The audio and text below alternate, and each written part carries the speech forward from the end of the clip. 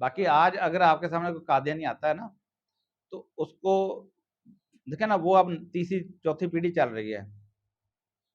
فٹافٹ اس کو مرتاد یہ وہ فتوے لگا کے بدزن نہ کرو، وہ آپ کے مدعو ہیں، آپ دائی ہیں اس کے لیے۔ آپ کا کام یہ ہے کہ آپ نے دلائل کے ساتھ یہ ثابت کرنا ہے کہ واقعی محمد رسول اللہ صلی اللہ علیہ وسلم کے بعد کوئی نبی نہیں آ سکتا، اور اس کے دلائل یہ ہیں۔ آپ کا پہلا اور آخری ہدف یہ ہونا چاہیے، نہ تو اسے نفرت کرنی ہے، نہ اس کو بگانا ہے، نہ کسی کو اس کے خلاف ورگلانا اس کے خلاف۔ اس کے ساتھ پیار محبت کریں، اچھا طریقہ اپنائیں جو آپ کا کام ہے حاصل کرنے کا، اور یہ کرنے کے بعد آپ نے دلائل کے ساتھ ایک ہی، یعنی یہی ایک طریقہ کار ہے۔ جب آپ یہ ثابت کرنے کے اوپر کامیاب ہو گئے کہ واقعی محمد رسول اللہ صلی اللہ علیہ وسلم کے بعد کوئی کسی طرح کی نبوت آنے والی نہیں ہے، کوئی وحی نہیں آئے گی،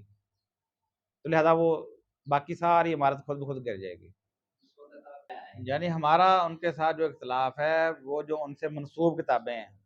چاہے اس کی ہیں نہیں ہیں،